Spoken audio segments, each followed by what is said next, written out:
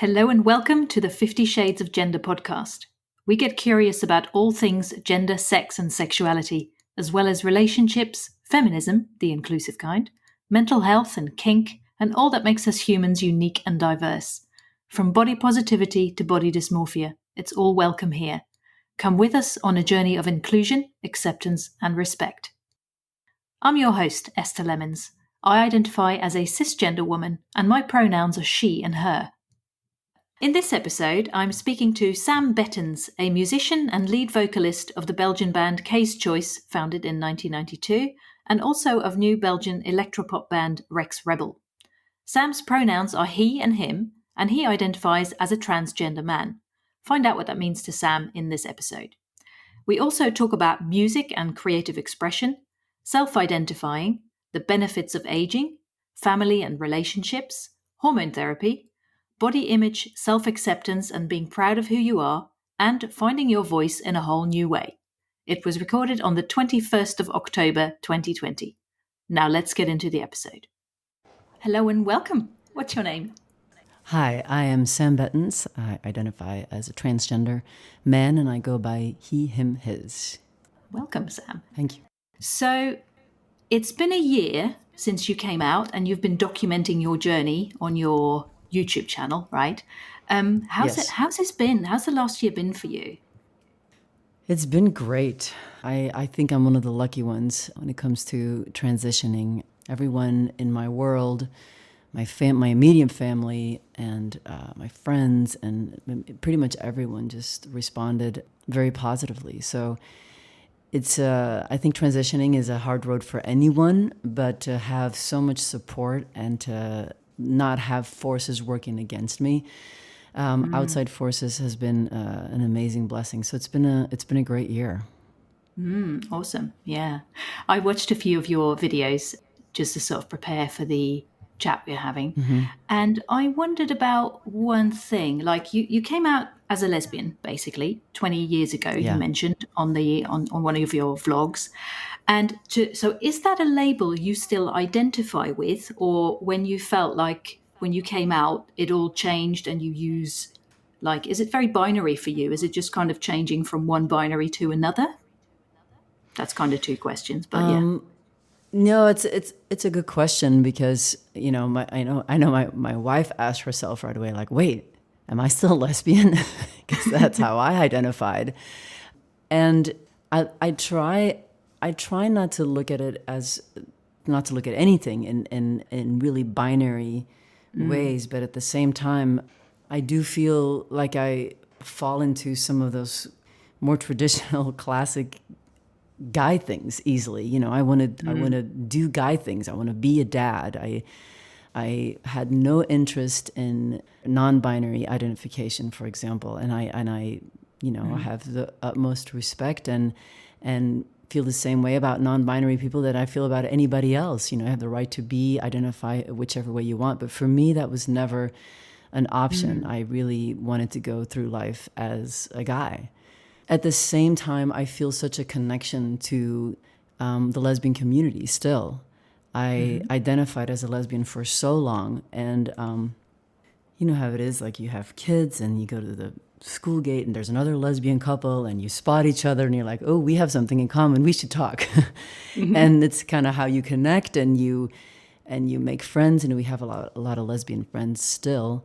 And to think that would all just go away, or my 20 years as a lesbian would now mean nothing, is just that kind of binary thinking. I'm not really into that. I that's still such a great part of me, and I will always feel close to the lesbian community. And I don't have a feeling, maybe some individuals feel differently about this, but in general, I don't have a feeling like the lesbian community, just abandoned me or something. I think in general the response has been kind of positive, and I like to think in terms of, look, we all went through similar things, and we all have our own journeys and our own stories, but we also have so much in common. So let's focus on that and let's celebrate that. Lovely. That's great. Yeah. So I was listening to your Rex Rebel album, a little while ago, and in the song, the last song's called Low, and you mention a bit about, it's a little bit about your journey, isn't it? Do you feel like you've always known on some level, like about, I know you came out a year ago, roughly, but have you always known that you were trans, or did you have a sense of it, or was it really like a revelation, like all of a sudden it was like, oh my God, this is what it is? I think a little bit of both. I think in a way, when I think back and I think about my childhood and the things I wanted to do and the things I wanted to be and the way I emulated my brothers, it was always a part of me. And then at the same time, it never occurred to me. I heard someone who's transgender say once, like, it was always such a big, I forget exactly how she put it, but it was a very strong feeling that I've had my entire life. But I never knew what it was until I did know. And that's kind of how I would describe it too. It was always there and it was strong, but it was undefined, unnamed.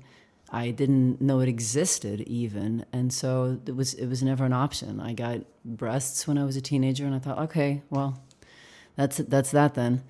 I'll just have to go through life as a masculine girl. And so I never second guessed that part of it, because I didn't know there was another way. There was an alternative. I didn't know transgender existed. I had heard of, back in those days, it was transvestite, and that was something that I had heard of, men dressing as women and possibly having a surgery, but I had never heard of hormone therapy or transgender, that was a way to live for real. So yes, it was always lurking, I think. But yeah, undefined, and until I saw actual stories pop up on TV and in magazines, and I thought, like, whoa, I need to explore this, because this really looks like it might be me. Yeah. I was wondering about using your voice in various ways, because obviously you're a musician and a singer. So obviously the hormone therapy that you just mentioned will affect your voice, although it hasn't affected it much, as you mentioned on one of your vlogs. But do you feel like it's also maybe had a different level to it? You're coming out and really embracing who you are, living your truth. Has it helped you find your voice in a whole new way, or is that happening for you? Yeah, I like that question, because I feel like, in a way, nothing's changed. A lot of things around me are exactly the same. My family's the same. My friends are the same. I do the same things with my days, and yet everything feels different. So yes, the things that I share with the world now come from a place of such deeper understanding, and not just understanding of myself, because one thing I realized during this transition and all the thinking and wondering and all the doubts that I had is I'm starting to see the world less black and white than I used to. I don't know if I was that binary thinking before, but definitely a lot less now. I see things and can much more easily look at it from both angles, and much more easily see gray area, things that have nothing to do with the LGBT community, just in general. And there was, when you speak about my voice, there was this part, a lot of pieces were in place. And so my career is going well. I have a family that loves me. I have kids. Things are going good friends, fun hobbies. And then there's still this like nagging something that doesn't feel all the way right. And that's changed now. And it's such an amazing discovery that I can have this in my late 40s. And it makes so much more sense. And even when I'm not 100% sure that as a new person, a stranger is looking at me and thinking like, that voice, that doesn't sound like a guy's voice. Or even when people are wondering or second guessing, I am so sure right now that it doesn't even bother me in the same way that it used to bother me when people looked at me funny or looked at us funny for being lesbians, or for me being so masculine as a woman. And now, being a trans man, even if someone would identify me without knowing, like, that looks like a trans dude, I don't care. Like, it's such a, I am so okay with it myself that it's it would be very hard to hurt me from the outside because I'm so sure that this was the right path for me. So my voice to myself sounds clearer and more determined and just more like myself. Yeah, I love that. Do you expect it to change further? You mentioned you're working with like a voice coach as well. It's very up in the air, isn't it? It's like It's very up in the air, but I actually don't expect it to change much by itself. I think it's something that I need to continue to work on because it's been almost a year and a half now since I started hormone therapy. So the changes would have already come. And there are some people who say like, look, this can actually really take a while. You can still have drastic changes 2 years into your hormone therapy. And so there's a possibility, I guess, but I'm not counting on that, or I'm not waiting for that. And which is why I started the voice therapy, just to go through daily life and sounding like a guy and not have to have people wonder and not have someone say ma'am on the phone, or those are things that when you just start transitioning, you're like you're more patient and you're like, all right, that's fine, it's that's understandable. And then there comes a time, and that time has definitely come, where I've lost my patience with that a little bit, and I just I don't want people to get it wrong anymore. So the voice therapy helps me. There's all kinds of nuance to breathing, the way you pronounce things, the way guys end sentences differently than women do in general.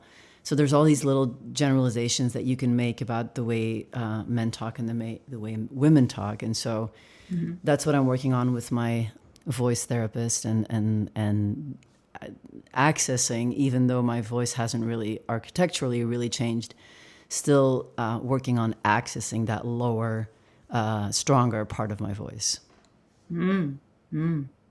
That sounds, to be honest, like a great exercise, whether you're trans or not, really. So, because the voice is just so powerful, isn't it? And the words we speak are so powerful. Yeah. I know. It really is. It's such a win-win thing for me because it's a lot about relaxing. It's a lot about relaxing your shoulders and your neck. And so all these things that you're kind of like mindful when you're talking. So the whole mindfulness part of it alone is also such a great bonus to get out of these exercises. And my best practice is at night when I'm reading to the kids, because then I am really relaxed and I'm lying down and, it's not like I'm speaking in front of an audience.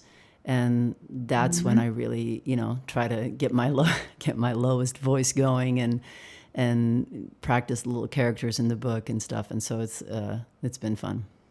Yeah, I'll bet. So do you see, for example, your latest musical project like Rex Rebel, do you feel like that kind of coincides with your identity? Is that like it's a fairly new thing, isn't it? And then there's obviously Kay's Choice, which is something you've been doing for a long time. How do you feel that compares? Yeah, I don't know if it's a coincidence. It doesn't feel like a coincidence that at a time when I come more into my own, that I also have a strong need to do something else creatively. Yeah. And something I forgot to address earlier when you were talking about the song Low, and whether this me being trans was always a part of me. It's funny how a song like Low, before, for example, I wrote that way before I started out loud questioning my gender. And then you listen to the song and you look at the lyrics and you're like, well, it's obviously about that. So how did that happen? So for sure, all of this has been a part of me for so long. And what makes Rex Rebel really fun is that I really have an opportunity to be, to be someone else, to be Sam at Rex Rebel. And in Kay's Choice, maybe it's more just like, well, it used to be Sarah and now it's Sam. So let's see if it's just as good as it was. And having kind of that clean slate start with Rex Rebel is really fun and exciting. And in a completely different way, I think it's unrelated. And it has more to do with, being 25 years into your career and just needing to mix things up and keep it fun and challenging for yourself. And, I don't care what you're doing for 25 years, there's going to come a point where you've kind of like, all right, that may have run its course, or I may have to do something extra on the side to keep that fun. So yeah, Rex Rebel has definitely, now with the pandemic, of course, it all came to a screeching halt, but Rex Rebel gave me the feeling that I was 20 years old again, and starting a band and all the excitement that comes with that, and it's with your best buddies, and it's just about as good as it gets. Wow. Yeah, that's awesome. There was another question I was going to ask you about your name, actually. For a lot of people, trans people, their old name, they call it their dead name, right? And it's like they don't relate to it anymore. Some people don't ever want to mention it again, which is absolutely fair enough. But obviously, because of you've been in the public eye a lot. You've gone through life as Sarah, especially with your, with Case Choice and everything like that. How do you feel about the name Sarah now? What is your relationship with it? Yeah, for me, obviously, like you said, there's no option. There's no dead name. It's all over. It's all over the Yeah, place for yeah. eternity. So I never had that. I think not having that option, I'm kind of like I think personality wise, a person that I don't dwell on things I can't do anything about. So I think that automatically just put me in a headspace of like, well, that's not for me. I'm going to be out from the get-go to everybody. And everyone's always going to see the pictures and the videos of before and see my old name. So I kind of had to quickly make peace with that. And I don't like it when I still get mail, for example, or emails, or and that of people who don't know. And so that's kind of like, now I'm really kind of done with that. I'm starting to want to take pictures down, family pictures from before, and kind of wanting to replace them. So I can feel those things kind of happening, but that aversion that some people have with their past and their old name, I don't feel that yet. I'm mostly want to focus on looking forward and being grateful that I still have this opportunity to live my life the way I want to live it at this age, and that was a possibility for me. I want to focus on that more than on, the years that I wasn't able to do that. And I had such a great life as Sarah as well. So I don't want to dismiss that. Yeah, that's fair enough. I mean, it must be conflicting, but like it sounds like you're finding your way in it somehow. Yeah, so much of it is, but so is life for everybody. I think a lot of things that I'm going through as a transgender person are so much broader than just the transness of it. Yeah. Like how you just living your true life. I've heard from many people who are not in the LGBT community that they've been inspired just for me coming out and living my life the way I want to live it. Just not because they think they're trans or they're gay, but just, also maybe in their 30s or 40s and realizing like I'm in something that I shouldn't be in. Like I'm doing something that is not me. So much of it, and on all these little things that come with coming out or going through life as a trans person, I think a lot of it translates into, cisgenders people's lives as well. Just we're all, I think, constantly looking and searching and balancing, and with this whole pandemic, then we're all rethinking who we are and what we value, and so I think a lot of the things that keep me busy during the day would have kept me busy as a cis person as well. Yeah, that makes sense, because I feel like it's all about like finding your identity, being at home in yourself and feeling like you belong. And I mean, I'm cis. I like to call myself cis queer now, which is something I'm playing with. But Okay. yeah, but even for myself, as like, I mean, I'm late 40s now, and I'm like, wow, things are just like, awareness is increasing, and like I feel like I'm only just finding who I really am. And it's like separate from like even a gender journey, obviously, because for me that's not applicable in the same way. But it's all like, Right. there's a lot of conditioning going on, like in society, and gender roles and all that stuff. So I do feel affected by that a lot. So it's interesting when you start to see all that for what it is. So yeah, Oh, for yeah. sure. I think it's one of the great benefits of aging, in Mm. stark contrast with all my bones that are starting to hurt. I think the realization that you're of what you really like, you're really starting to realize, and I see it in our older kids who are in their 20s, Mhm. and it's so interesting to watch because they're so strong in their convictions, and I know I was in my 20s. And Mm. then, I can just see it happen. And I know it's going to happen to them. They're going to, get to their Yeah. late 20s and early 30s, and they're going to do 180s on all kinds of subjects and live through things and live through certain pains and realize, other people's pain and develop Mhm. empathy because they've gone through something. And it's just so, yeah, I like that about being a little bit older, that Mhm. you have a little more compassion and a little more compassion for yourself, and you see things just a little more clearly because you've already lived some of your life and realized like, no, that's not for me. Mm. I don't need to surround myself with those kinds of people, or I know what brings out the best in me. I know what makes me have a great day. And those are like, Mm. the little things that young people often look at us and think like, oh, you're so set in your ways. You got to have your little workout in the morning and then the same breakfast every morning and like dinner at Yeah. 6. And they look at that and they think like, that looks so boring. And then for us, it's like, no, that's what we've learned, that this is how we like it.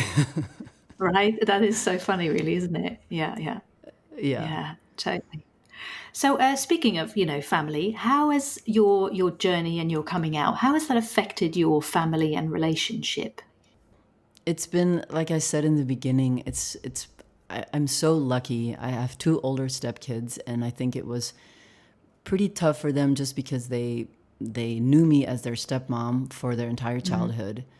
And then all of a sudden, oh, now you're going to be a stepdad. Like, and they struggled because we lived in Tennessee. And so they struggled with having lesbian parents and the stigma of that in a rural kind of small town. Mhm. So I think for a second they thought like, oh, now the little kids, we have two 9-year-olds, are not going to have to go through that again, what Mm. we lived through. So I think that was kind of hard for them to kind of like feel the little kids' pain, not realizing that the kids actually have experienced no pain at all. First of all, we're in California. Second, they're little, and so everything's new for them. And I think Mm. they always saw this masculine side of me, and it just made total sense. And it's just like, oh, all right, so you're Yeah. trans. So does that mean we call you dad? Yes. All right, great. All right, you want to go throw the football? It was just like the little kids really did not care. There was a small moment where my daughter was wondering whether I would bond more with my son now, because now I was a boy, and then two Mhm. boys maybe bond more than. And then once I set her mind at ease about that, that was pretty much it. And they, unlike everybody else, never wavered, never get it wrong, the pronouns from the get Mm. go. Wow. They were just, I think little kids just don't have are not bogged down by, we never even planted the seed that people might look at them differently because they have a transparent. So they Right. that didn't even occur to them that that might be possible.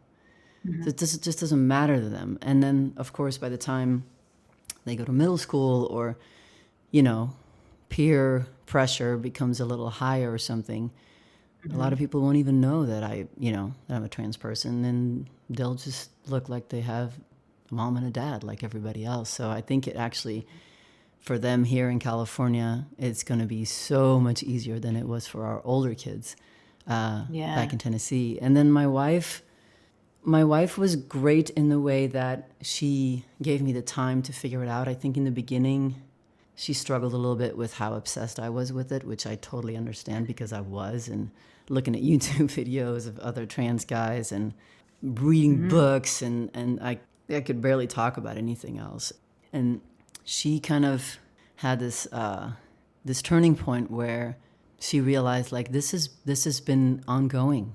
It started with more masculine clothing and the hair and then the binders. And this is just your next step in the process. And you're just going to have to keep going until it doesn't feel right anymore. So all of a sudden she saw it as like not a decision I had to make, but just a progression of something that had been going on forever. And it made sense to her. And my wife had breast cancer 2 years ago. And once you go through a journey like that, you're so happy to be alive and everyone's healthy. And she said, you being trans or not trans is really so low on my list of things that are important to me. Who cares? Who cares? She just, she's kind of quickly, I think once I figured it out, it was easy for her because I don't think she liked the doubting period very much, and neither did I. But yeah, the actual decision or having to tell people was easy for her. It's just like, I just don't care. I think it's great. And let's go. Yeah. I mean, as you said in your Q&A with your wife vlog that I watched as well, it was nice to, like, you supported her through that and then she could support you through your journey. So it's kind of a balanced thing, I suppose, isn't it? Yeah. Yeah. And that's so, when you being in love for the first year is something that's so new and fun, and something that maybe that feeling never comes back, those early butterflies. But having longevity and having lived through a few things together is so irreplaceable and so special. And yeah, it really does make you stronger and closer. And now when we struggle with something, it's so easy to identify because we've been together for 20 years. So we just kind of know, like, oh, we got to be careful with this. This is like we should talk about this. Like, let's get this figured out. Like, there's just such a comfort in knowing that the other person is always on your side because you've lived through all those years and you've seen that person be on your side. So it's a given. You never wonder. That's beautiful. I love it. Yeah. I wanted to talk some more about one of your songs and other songs on your Rex Rebel album. The second song is called Body. I was listening to it earlier and it kind of made me tingle all over. I think it's just gorgeous. What's the story behind it? I'm curious. Yeah, it started off as more of a, like, I guess a lighter song than it turned out to be. Like, I in the beginning, it was an up-tempo song, and it was just about having a good time tonight. Let's not worry about anything. And then it quickly turned into, we changed the tempo of the song. The melody was changed a little bit, and I changed the lyrics, and it turned into more of a, like, really general, could I interpret it as, a trans person, but also just in general for anybody. This is what you have, this is who you are, this is your body. Like, the beauty is in the confidence that you exude, because it's you. So that's what makes it beautiful, because you're uniquely you, not like anybody else. And the prouder you are of that, and the more open you are about who you are, what you look like, maybe even the struggles you have with it, the more beautiful it is, because that's what makes us all the same in a way. And it's such a bigger issue. And I know I definitely don't address it all in that song, but to me, that's such an interesting subject. Used to be teen magazines, and now it's social media. So it's gotten so much worse, where I think young girls and boys just look at all these perfect people everywhere, having perfect lives and perfect bodies, and it's obviously not the world. You just look at your 10 best friends and you're like, oh no, they don't have perfect bodies, so that is not the real world. Like, and yeah, and yet that's how it's presented. And I think that's such a big thing. Confidence, it's a big thing with the kids. For us, is have them be comfortable in who they are, what they like, their bodies, just everything. Like, that's who you are. That's, that's exactly uniquely you. And it's just the way it has to be. It doesn't have to be any different. And that's such a tough one, because the peer pressure is so big, and our little kids are African American, and we live in a kind of it's a white/Hispanic part of the world here in Southern California, but not a lot of African Americans. So they already look a little bit different. And so for us, it's kind of a big emphasis on trying to make them proud of who they are, their heritage, what they look like, their bodies. Like we think and talk about it quite often, that's just the way you present yourself, who you are. Like it's all part of like this confidence thing that I think is so important to instill in kids. Absolutely, yeah. So, as a transgender person, how do you feel about the body positivity movement? Do you feel it's inclusive enough, for one? Can you kind of specify what you inclusive in what way? I'm thinking about appreciating your body more for what it is, not for what it should look like, and cultural norms and all the, social media and the perfection that you see around you and all that stuff. Because the other day I saw a quote. It says, "Your body is the architecture of your every ancestor. No more looking for flaws. Bow down." And it's by Jaya John from a book, I believe, called Daughter, Drink This Water. And I thought, wow, that's a really powerful statement. And it makes you, it kind of made me stop in my tracks, to be fair. But I was thinking, you know what, it's not easy. Nothing like this is easy, obviously. But as a cisgender person, I'm thinking, wow, that is true. And I want to, and we should, as a culture and as a society, be more accepting of bodies and the diversity in that. But like for someone who's trans, it's not quite that simple. Yeah, and it's actually, I think it's kind of interesting how it's even between trans and cisgender. I don't think it's as clear cut as some people think it is. So I even feel differently about people having plastic surgery, just cisgender people, whether it's their nose or their breasts or something else about their body that doesn't feel right. I used to be more like, that doesn't seem necessary. You get what you get, and you just kind of go with it. And now I'm feeling differently about that. And I don't think I only have the right to change something about my body because I'm transgender. I think there might be a gray area there where the way you present to the world is important to you, and there's something when you look in the mirror that just every day feels off. And of course there's a distinction. And that might not be a very clear line, but there's a distinction between people going just crazy overboard and keep trying to perfect their face and, and every, shrink away every little bit of fat, tighten everything, and just like to where they don't look like an actual person anymore. But I've gotten much less judgmental, I should say, about people altering their bodies, because I actually think that we have something in common. I saw an interview, and I don't know if this ties in enough, but I saw an interview with Lady Gaga on the last movie she did with Bradley Cooper.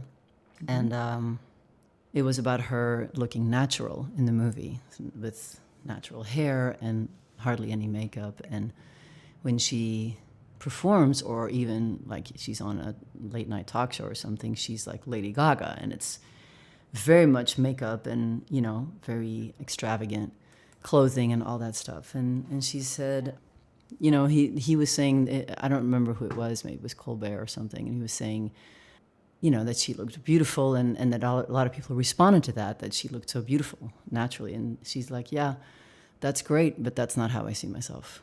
And that was so strong for me. And I feel that way about Dolly Parton, for example. I'm sure she was, as a young woman, she was naturally beautiful, but she had this image of herself. She wanted to present herself a certain way to the world. And that's her right. And that's beautiful as well. And that was so hard for me, even as a masculine lesbian, to explain to straight people, where they would ask, like, why do gay guys have to like flaunt it? Why do they have to go so far? Why, do they have to wear the skimpy shorts and, and like a net t-shirt or something where you can see their skin?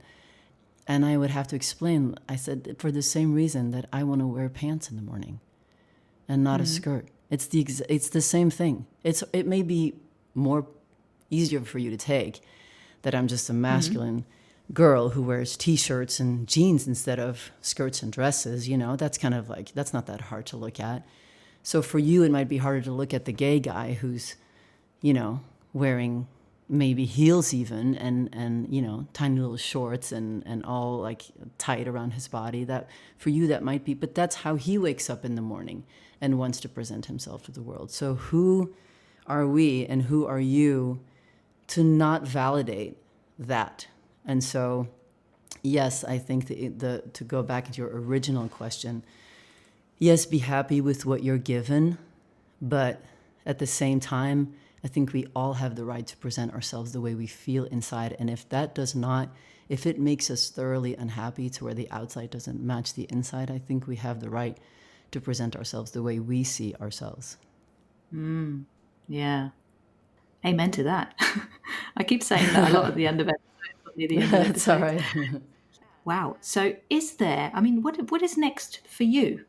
I don't know, in your life, with your music? It's obviously a bit hard to predict with the current, situation, but there you go. Yeah, there was a time here in the last couple of months that I thought like, well, I might as well just go back to firefighting or get into construction or something because it doesn't look like my career is going to go anywhere.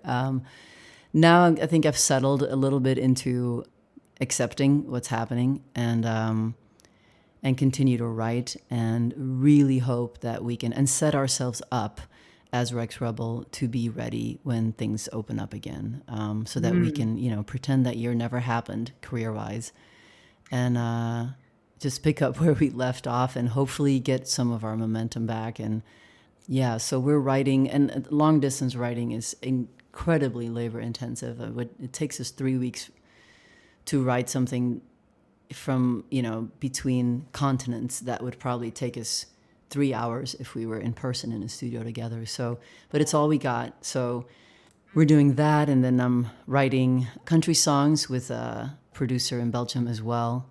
I'm just going to keep writing, keep playing so that I'm ready when concert venues open.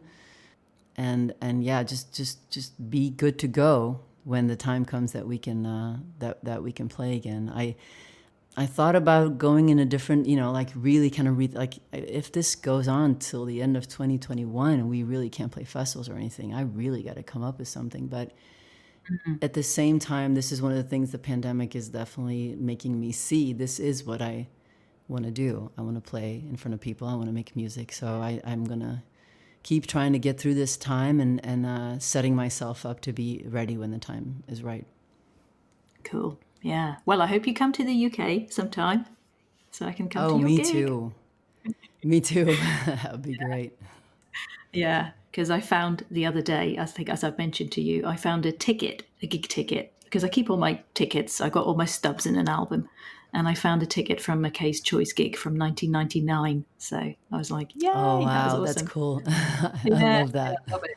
Yeah, I was just gonna mention we released a cover of George Michael's "Freedom" last week, and we're so happy with that version. And we have a dream that that's the song that's gonna break us into the UK and maybe into the States, and just kind of reintroduce a song that maybe new generation doesn't know anymore or doesn't know that well. And still, it sounds to us it sounds very Rex Rebel. So it's kind of the hope that song will help us kind of like go and get into the next level. Awesome. Yeah. Is there anything next for Kay's Choice as well, or not really? Nothing in the way that we haven't actively started writing. We celebrated our 25 years, and it was such kind of like really kind of capped off a time. And then, yeah, it's been kind of tough. Although my brother and I talk all the time, and we talk about what we want to do next, and we definitely want to continue working together. It's hard to find an environment in which Case Choice can still be creatively interesting to us. So I think if we wanted to, we could go play for the next 5 years festivals, and people would be happy with us playing the old songs. And, I think the crowd would probably like that. But for us as artists, we want to make things. It's what we do. It's what makes us happy and makes us feel productive. And when it comes to Case Choice, it's really hard to find the right path, because the type of music that Case Choice is just, there's I know we still have fans, but it's not the music young people are listening to, and so rock and roll is kind of dying as a kind of a little bit of slow, or maybe even not so slow death, and so to keep the idea of Case Choice going and to go in a totally different direction is also not something that we are on the same page about. So we struggle with kind of figuring out, like, but what then? If we do make another record, what kind of record what would that look like? And now I feel like we've been talking about it so much that, maybe the answer is in the indecision. So I don't know. I really don't know. I just know I still want to do things with him, and it's always, I think we add something to each other, and something special happens when we're together. So it's definitely not the end of Case Choice, but we struggle to, of course, Rex Rebel, needs some space to grow, and that's also part of it. But yeah, we need to kind of just figure it out what the next step would be for Case Choice, but we haven't done it yet.